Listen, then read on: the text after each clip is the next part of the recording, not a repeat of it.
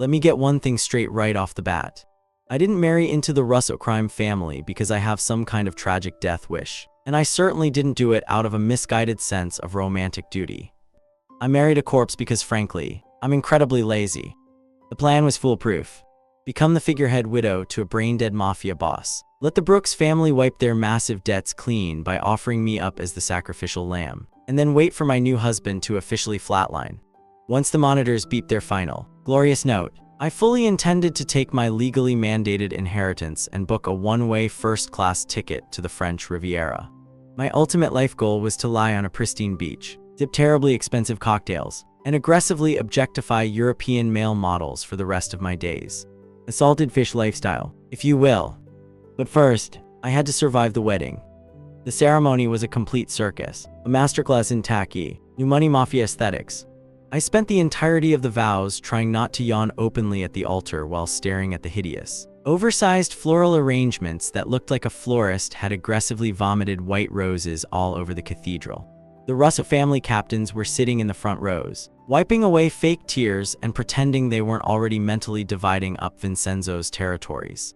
Dominic Russo, Vince's uncle and the man who orchestrated this entire sham, gave a eulogy-style speech that was so overdramatic I genuinely considered asking the priest for a cyanide pill.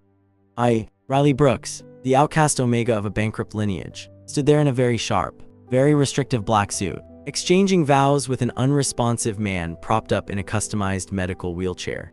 I didn't care. My eyes were firmly on the prize, early retirement. It wasn't until midnight, when the obnoxiously loud reception finally ended and I was escorted to the penthouse suite in Manhattan, that the reality of my situation hit me. The heavy mahogany doors clicked shut, locking me in with my new groom. The master bedroom was massive, boasting floor-to-ceiling windows with a $20 million view of the city skyline. And right in the middle of this luxurious, modern art-filled space was a sterile, metallic hospital bed. I unbuttoned my collar, kicked off my suffocating dress shoes, and walked over to the bed with one intention, to unceremoniously roll the great Vince Russo onto the floor, so I could have the king-sized mattress to myself. He wasn't using it anyway, right? I grabbed the edge of his silk blanket, ready to heave, but then, I actually looked at him, really looked at him. My hands froze. Holy shit. I had seen photos of Vincenzo Russo before the tragic stroke that supposedly put him in a coma. But the paparazzi shots didn't do him justice. Even pale, hooked up to an IV drip, and unresponsive, the man was an absolute masterpiece. He had a jawline sharp enough to cut glasses straight, aristocratic nose, and the kind of broad, muscular shoulders that completely ruined the proportions of his silk pajamas. His dark hair was slightly messy against the pillow. He looked like a fallen Roman god taking a nap. My fatal flaw, my absolute, undeniable weakness for gorgeous men kicked in with a vengeance. Damn it, I muttered, dropping the blanket. I couldn't throw a face like that onto the hardwood floor. It felt like a crime against aesthetics. However, as I leaned closer to admire his ridiculous eyelashes, my professional instincts flared up. I might be a lazy, unmotivated omega to the rest of the world, but in the underground, I was a highly sought-after forensic cleanup specialist. I spent my teenage years scrubbing crime scenes and reconstructing mangled corpses with mortuary wax and high-end makeup. I knew human anatomy, and more importantly, I knew chemicals. Vince's skin looked dry, an absolute tragedy for someone with such good bone structure. Clicking my tongue in disapproval, I went to my luggage, bypassing the clothes to pull out my heavy leather kit. I grabbed a jar of ultra-hydrating La Mer cream and walked back to the bed. Listen, Russ, just because you're a vegetable doesn't mean you have to look like a dehydrated raisin, I said aloud to the empty room, scooping out a generous amount of the cream. I began to massage the moisturizer into his cheeks and jaw. As my fingers worked over his skin, a strange, metallic scent cut through the sterile smell of the hospital room. I paused, my nose twitching. I leaned in closer, pressing my face just inches from his neck, inhaling deeply. It wasn't the scent of an alpha's pheromones. It was something synthetic, faint sweet, but with a sharp chemical bite, cyanide no. Too complex. It smelled like ozone mixed with a highly refined derivative of tetrodotoxin. My lazy, half-asleep demeanor vanished instantly. My mind raced through chemical compounds and forensic toxicology reports. Tetrodotoxin derivatives didn't cause strokes. They caused total neuromuscular blockade. They paralyzed the victim completely, stopping the muscles from responding to the brain's signals. I immediately grabbed my penlight from my kit, peeled back one of Vince's eyelids, and flashed the light. The pupil, which should have been blown and unresponsive in a brain-dead patient, twitched. It was microscopic, sluggish, but it was there. I slid my fingers down to his neck, pressing against his carotid artery. The pulse was incredibly slow, but the muscle beneath my fingertips wasn't flaccid. It was rigid, tense, like a coiled spring desperately trying to snap back. He wasn't a vegetable. He was locked in. He was fully awake, fully conscious, trapped inside his own paralyzed meat suit, listening to his uncle plot his demise and listening to his family sell off his empire. A slow, wicked grin spread across my face. This was getting interesting. I leaned over him, resting one hand casually on his broad chest, and brought my lips right next to his ear. I made sure my voice was dripping with absolute, unapologetic sarcasm. Well, hubby," I whispered into the quiet room. "I know you're in there. I know you can hear me. Let's make a deal. You better figure out how to wake up and hand over that limitless black card of yours. Or I swear to God, tomorrow morning, I am shaving off both of your perfect eyebrows and drawing them back on with a neon pink Sharpie. Under my palms, buried deep beneath layers of paralyzed muscle, I swear I felt his heart skip a single, furious beat. Playing a useless, gold-digging trophy wife during the day was surprisingly exhausting. You'd think lying around on imported Italian leather sofas and aggressively scrolling through the latest Gucci catalogs would be a breeze for a professional salted fish like me. But keeping up the charade while Dominic Russo strutted around the penthouse like a peacock in a cheap suit took real effort. "Take your time, Morning Riley," Dominic had sneered this afternoon, both sympathy dripping from his nicotine-stained teeth. "Vincenz wouldn't want you to stress your delicate little head over family business." I had just batted my eyelashes, sniffled into a silk handkerchief, and asked if he could authorize another $500,000 transfer to my personal account for grief counseling in Paris. He signed it with a condescending smirk, thinking I was just a brainless Omega bleeding his dying nephew dry. Perfect. Let the old bastard think I was planning a lavish getaway. It kept him out of the master bedroom. Because when the sun went down and the heavy oak doors of the master suite locked from the inside, the lazy Omega act dropped. "All right, Sleeping Beauty, playtime is over," I announced, tossing my silk robe onto a chair and tying my hair back. Vince lay perfectly still, an absolute tragic waste of premium alpha genetics. I hauled my heavy leather kit onto the mattress. I didn't have access to state-of-the-art physical therapy equipment without raising Dominic's suspicions, so I had to improvise. I pulled out a set of modified industrial TENS units, the kind they usually use to test nerve damage in racehorses or, occasionally, to interrogate stubborn snitches in the underground. I had tweaked the voltage. It was going to hurt like hell. "I hope you appreciate this, Russo," I grunted, peeling back the heavy blankets to expose his ridiculously sculpted torso. I applied the conductive gel to his chest, arms, and thighs, ignoring the completely unfair perfection of his 8-pack abs. I haven't worked this hard since I had to scrub blood out of a shaggy rug in Brooklyn. I hate sweating. It ruins my pores. I snapped the electrodes into place and flipped the switch. Vince's massive body gave a rigid, unnatural jolt as the electrical current forced his dormant muscles to contract. I didn't stop there. I climbed onto the bed, straddling his legs to get better leverage, and began ruthlessly kneading the muscles in his arms and chest. This wasn't a gentle, loving massage. This was brutal, deep tissue warfare. I dug my thumbs into his dense muscle fibers, forcing the blood to circulate, breaking up the stiffness that came with total paralysis. "Look at you, the great dawn of New York," I mocked, panting slightly as I forced his heavy arm through a range of motion exercises. "Reduced to a human shock pad for a lazy Omega who only married you for your offshore accounts. If your captains could see you now, they'd probably laugh themselves to death. You're pathetic." I kept up the verbal abuse for an hour. Part of it was to entertain myself, but mostly, it was a medical strategy. The neurotoxin had severed the bridge between his brain and his body. Electricity and movement could only do so much. To rebuild those neural pathways, Vince's brain needed a massive surge of natural chemicals, adrenaline, cortisol, unadulterated rage. I needed him to fight the paralysis from the inside out. But I was hitting a wall. The heart monitor beeped at a steady, sluggish 60 beats per minute. My insults weren't doing enough. He was a mafia boss. He was used to people talking trash. I needed something sharper, something that hit a primal, alpha nerve. I paused, wiping a bead of sweat from my forehead, and my gaze drifted to the bedroom door.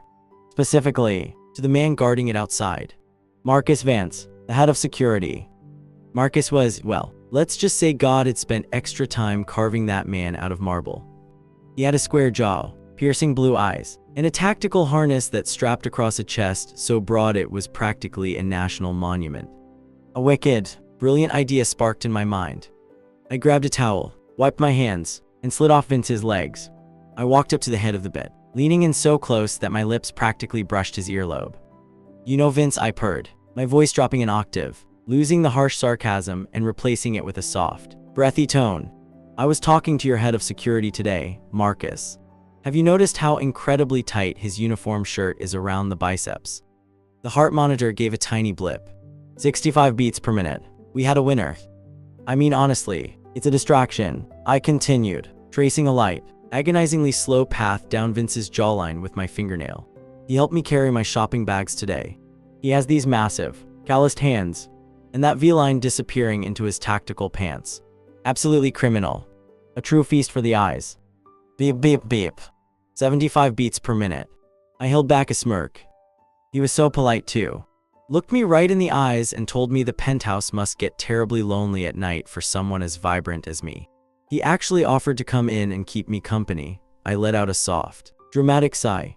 "It is a very big bed, Vince, and you aren't exactly using it to its full potential. Maybe I should go unlock the door. I bet Marcus knows how to treat an omega right." Beep, beep, beep, beep. 95 beats per minute.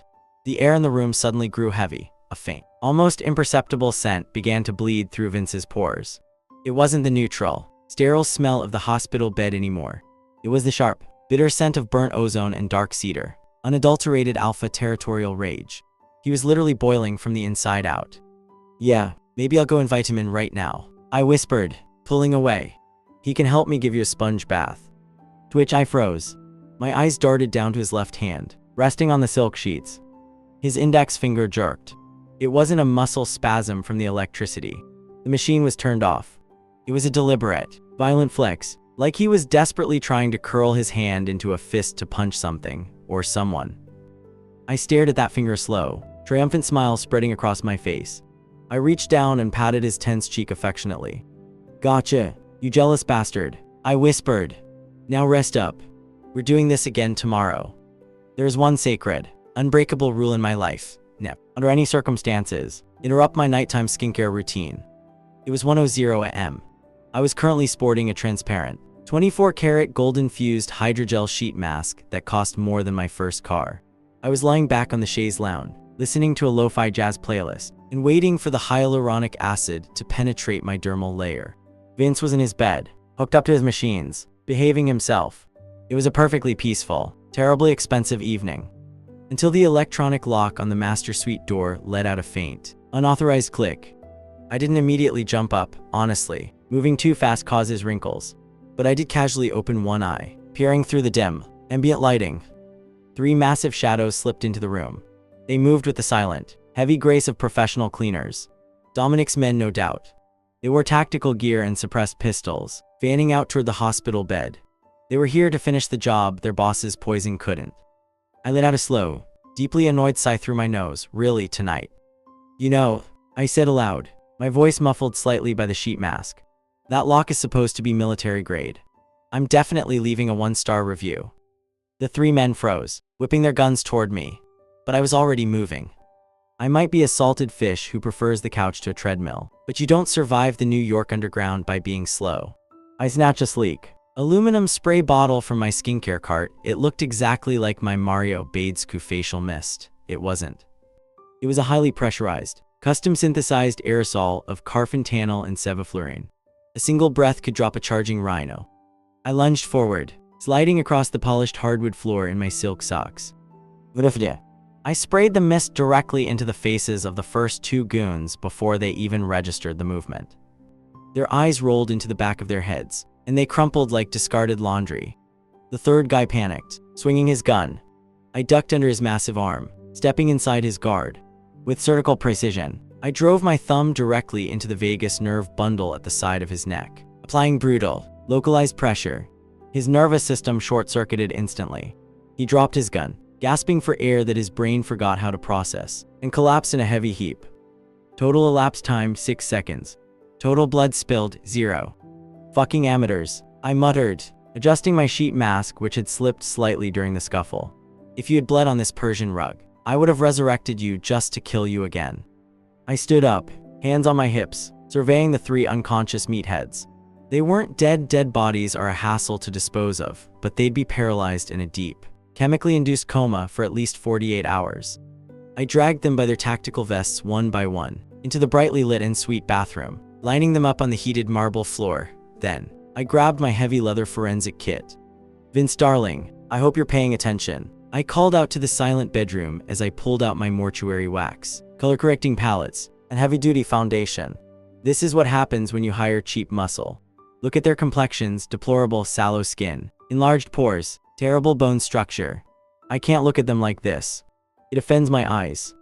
I sat cross-legged on the bathroom floor, dragged the nearest unconscious assassin into my lap, and started aggressively applying primer to his rough face. The adrenaline from the brief fight was fading, leaving a strange, hollow buzzing in my chest.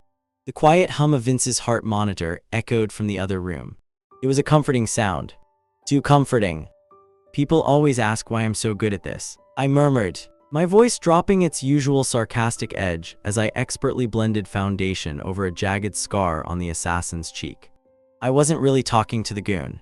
I was talking to the silent alpha in the bed. They think I just have a morbid hobby. But you know what's worse than a dead body, Vince? A messy one. I picked up a contour brush, my hand moving mechanically. Blood is a nightmare. It's iron-rich, oxidizes rapidly, and binds to fibers on a molecular level. By the time I was 8, I knew exactly which mixture of hydrogen peroxide and baking soda could lift a fresh blood stain out of cheap carpet. I paused, staring blankly at the goon's face, but seeing a cramped, filthy apartment in Brooklyn instead. My old man was a junkie and a low-level runner. I whispered, the words slipping out like a confessed sin. He owed money to everyone. Men used to come to our apartment to beat it out of him. I'd hide in the closet. When they left, he'd be a pulped, bleeding mess on the floor. If I didn't clean the blood up perfectly before the landlord came snooping, we'd get evicted. And if I didn't patch up my dad's face with whatever cheap drugstore makeup I could steal, the police would ask questions. I let out a bitter, self-deprecating laugh, picking up a beauty blender. So yeah, I learned how to wipe away the violence. I learned how to reconstruct shattered cheekbones with wax so the mob wives could have open casket funerals for their idiot husbands. I built a career on cleaning up other people's messes. So forgive me if I just want to sit on a couch and do absolutely nothing for the rest of my life. I finished contouring the assassin's jawline. He actually looked quite dashing now, like a very sleepy GQ model. I wiped my hands on a towel and walked back into the master bedroom, pulling the hydrogel mask off my face. When I looked at Vince, I froze. The air in the room was thick. The scent of burnt ozone and dark cedar, his signature alpha pheromones, wasn't spiked with jealousy or rage this time. It was heavy, enveloping, and suffocatingly protective. It wrapped around me like a physical blanket, a silent, primal roar of absolute heartbreak and possessiveness. His heart monitor was thumping in a steady, powerful rhythm, 85 beats per minute. And when I looked at his face, a single tear had escaped his closed eyelid, tracking a silent path down his temple.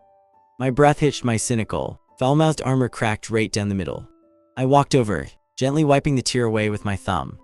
Don't you dare pity me, Rosso, I whispered fiercely, my voice trembling just a fraction. I don't need saving, but thanks for listening. I was halfway through a very important, very strenuous session of doing absolutely nothing on the chaise lounge when Dominic Russo summoned me to his private study. Dominic's study smelled exactly like his personality: cheap cigars, stale scotch, and overcompensation. He was sitting behind a massive oak desk, steepling his fingers like a cartoon villain. I immediately put on my best terrified, helpless Omega face, trembling just enough to make the oversized sleeves of my cashmere sweater flutter. It was a performance worthy of an Oscar. Riley, Dominic began, his voice dripping with faux sympathy. I know this transition has been hard on you, but the family, we need closure. Tomorrow is the Grand Russo Gala, and the captains are getting restless. We cannot have a leader who is a living corpse. I bit my lower lip, widening my eyes. But Dominic, what can I do? The doctors said. Forget the doctors, he snapped, losing the grandfatherly act. He slid a small, velvet-lined box across the polished wood of his desk. I tentatively opened it. Inside lay a single, Pre-filled glass syringe containing a perfectly clear liquid. Potassium chloride mixed with a proprietary synthetic enzyme. Dominic said coldly. Untraceable. It induces massive cardiac arrest within 30 seconds. It will look like Vincenzo finally succumbed to his condition. I let out a perfectly pitched gasp. Taking a step back, You want me to kill him? I can't. Blood makes me nauseous. I'll faint. There's no blood, you idiot. Dominic snarled, standing up and slamming his hands on the desk. You inject it into his IV line tonight. If you don't, I will personally see to it that the guards wire the penthouse with enough C4 to turn you and your beloved husband into red mist. Do it, Riley. Or you don't get your payout, and you certainly don't get to keep breathing. I nodded frantically, grabbing the box with shaking hands before practically sprinting out of the room. The moment the heavy doors of the master suite clicked shut behind me, the trembling stopped. My spine straightened, my expression flatlining into a look of utter, lethal boredom. Honestly, the lack of originality in the Mafia these days is staggering, I announced to the empty room. I walked over to the hospital bed and casually tossed the velvet box onto the bedside table. Vince was lying there, his dark eyes tracking my movements. Thanks to my aggressive, foul-mouthed physical therapy sessions over the last few weeks, the neurotoxin's hold was cracking. He couldn't move his limbs or speak yet, but he had regained control of his ocular muscles. I leaned over him, resting my hands on the mattress. Well, hubby, your uncle just handed me an ultimatum. Kill you tonight, or we both get blown to smithereens. He gave me a very boring, very untraceable heart stopper. Vince's jaw tightened. A muscle feathered at his temple. Don't pop a blood vessel, Russo. I'm not going to use it, I said, rolling my eyes. Do you have any idea how much effort I've put into your skincare routine? Your pores have never looked better. I absolutely refuse to let Dominic ruin my masterpiece. I held up a finger. Blink once for yes, twice for no. Do you understand? Vince blinked once, deliberate, steady. Good, now, here's the situation, I said, dragging my heavy leather forensic kit onto the bed next to his legs. I popped the latches and started pulling out vials of clear amber and neon blue liquids.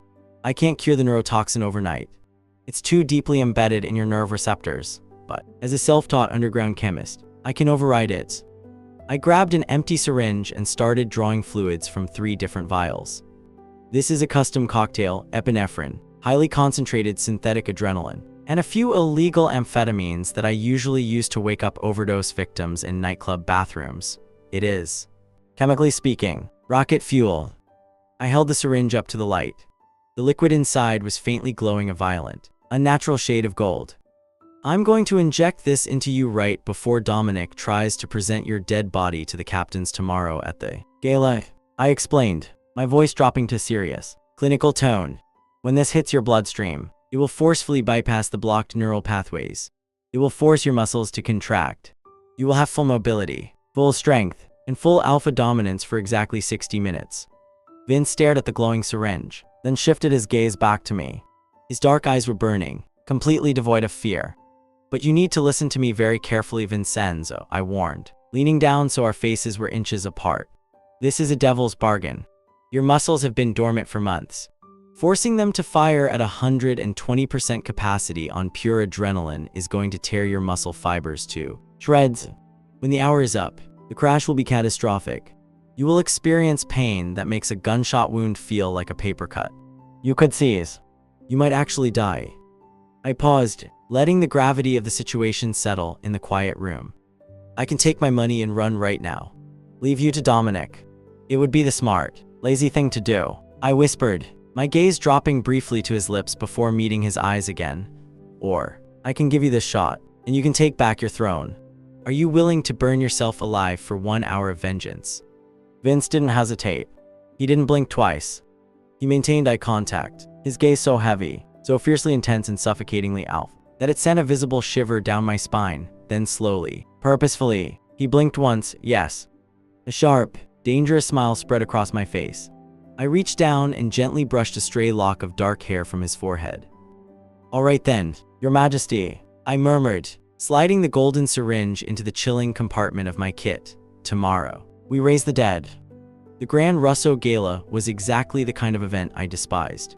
It was held in the ballroom of the Russo-owned Plaza Hotel, a room overflowing with crystal chandeliers, gold leaf accents, and 300 people wearing $10,000 tuxedos to hide the fact that they were absolute trash.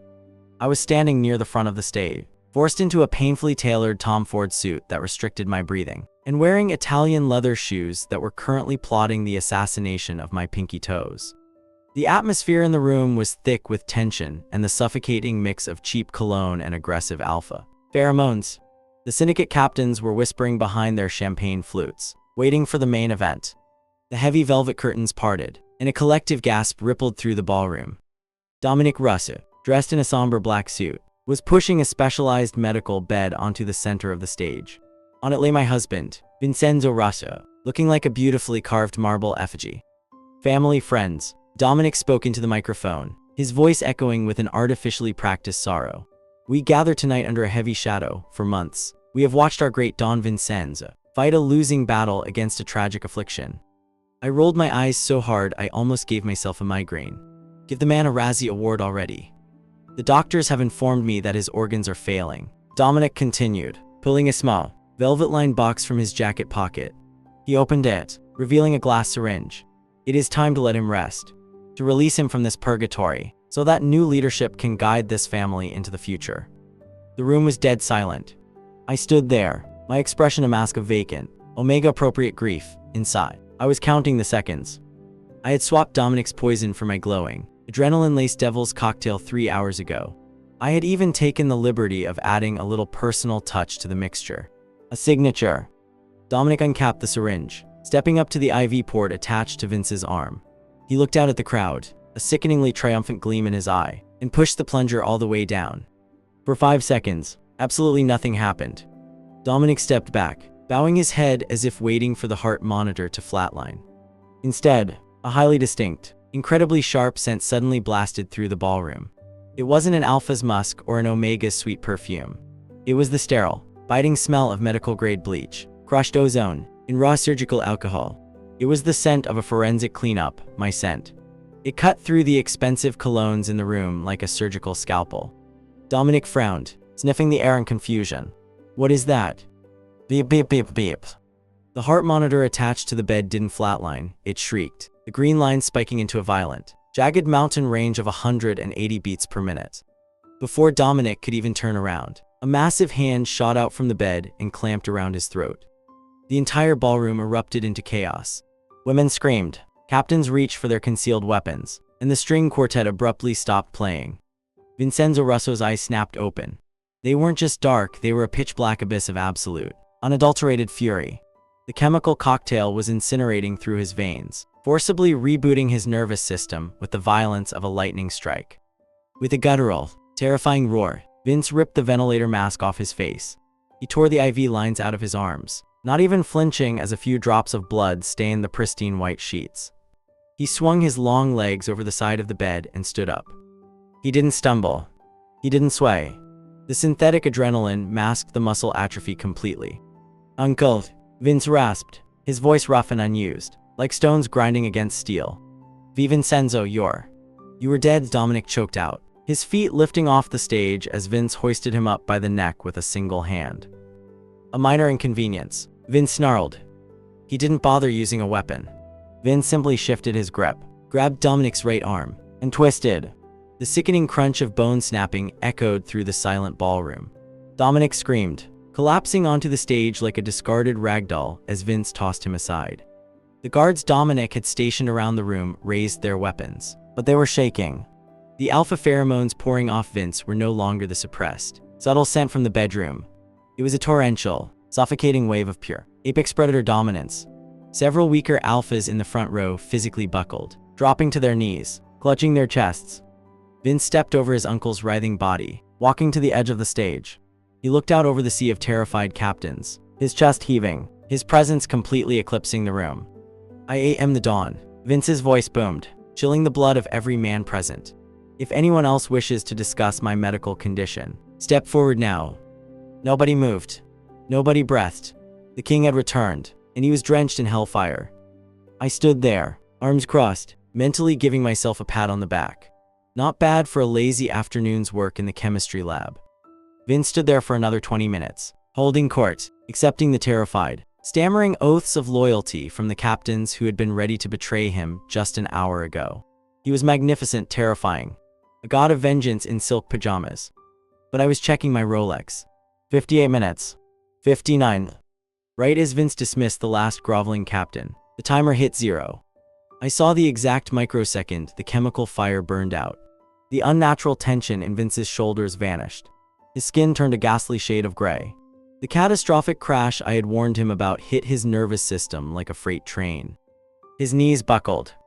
He was going to hit the floor hard, which would be incredibly embarrassing after such a flawless performance. I sighed, abandoning my comfortable spot, and stepped forward just as he pitched off the edge of the low stage. I braced my legs, catching his massive, deadweight bulk against my chest. The impact forced a grunt out of me. "Jesus, Rosso, lay off the carbs," I complained, struggling to keep us both upright. Vince was gasping for air, trembling violently as his muscles tore themselves apart from the inside. But as he slumped against me, his face buried in the crook of my neck, I noticed his silk pajama shirt had ripped open during his dramatic awakening. My eyes immediately glued themselves to the exposed expanse of his chest. The deeply carved pecs, the sweat-licked, rock-hard abs. Lord have mercy. It was an absolute buffet of visual perfection. My annoyance evaporated entirely. Vince let out a weak, agonizing groan, but as he felt me staring down his shirt, a faint, exhausted smirk touched his lips.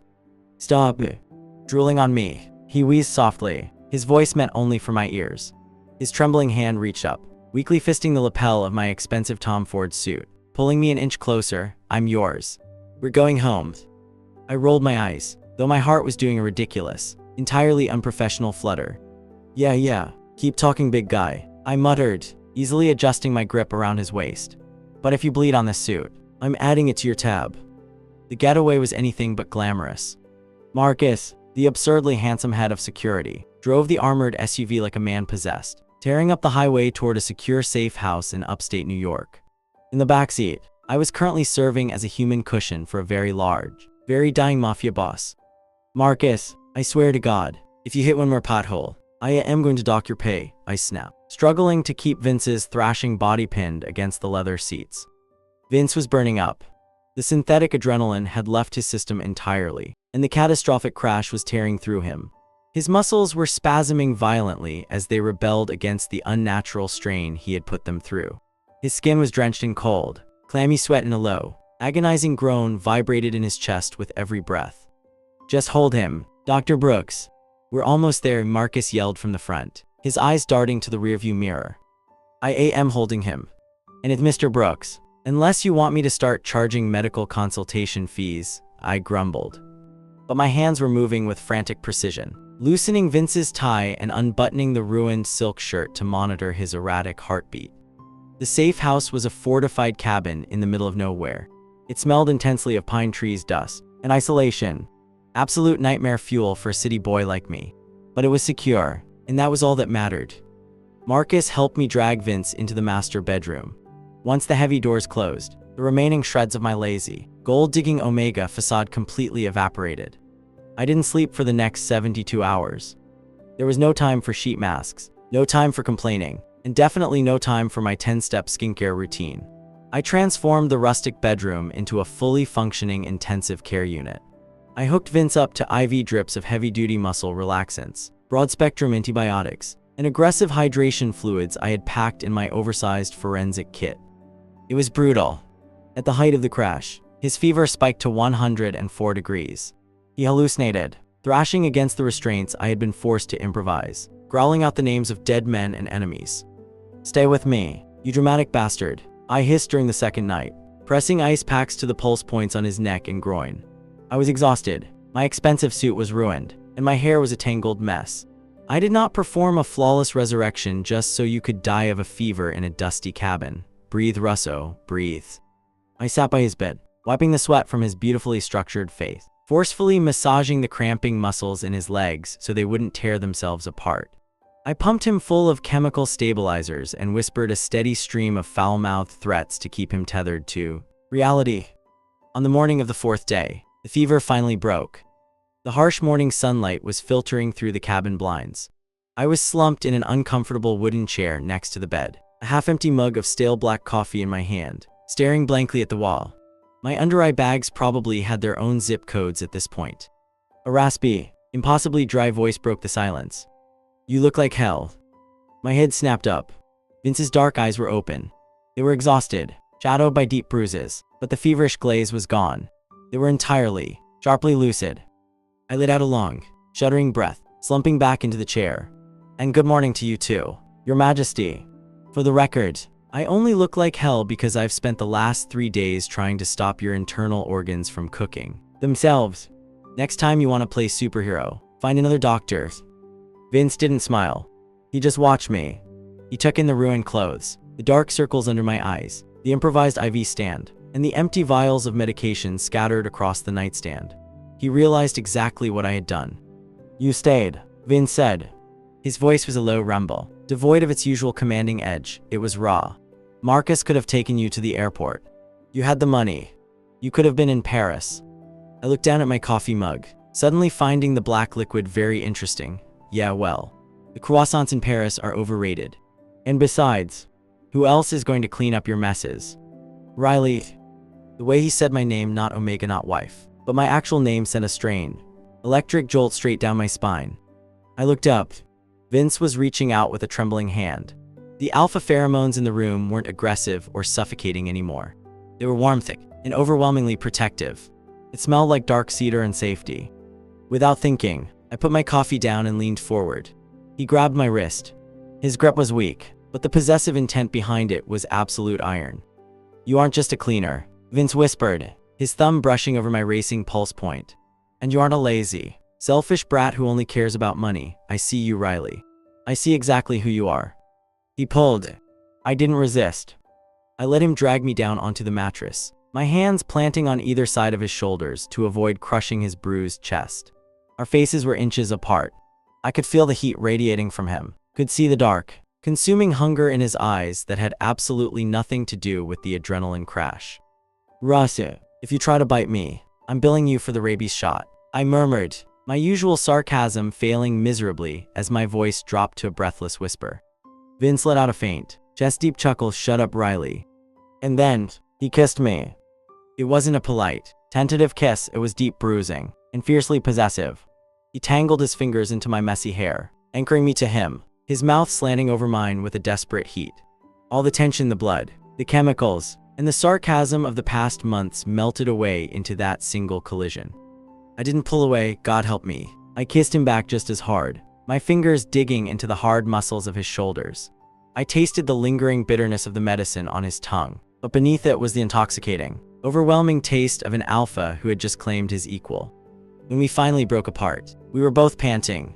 Vince rested his forehead against mine, his dark eyes locked onto my flushed face. "Mine," he whispered, a definitive, unyielding vow.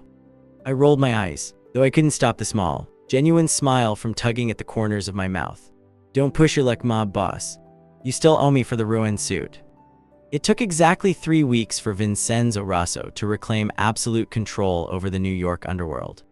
With his uncle Dominic firmly dealt with, I didn't ask for details, and frankly, I didn't care as long as it didn't ruin the carpets. The Rosso syndicate fell back into line with terrifying speed. Vince was back in a bespoke 3-piece suits, radiating the kind of apex predator alpha energy that made fully grown men stutter in his presence. And mate, I was back in the penthouse, resuming my highly demanding, full-time position as a professional couch potato. It was a Tuesday afternoon.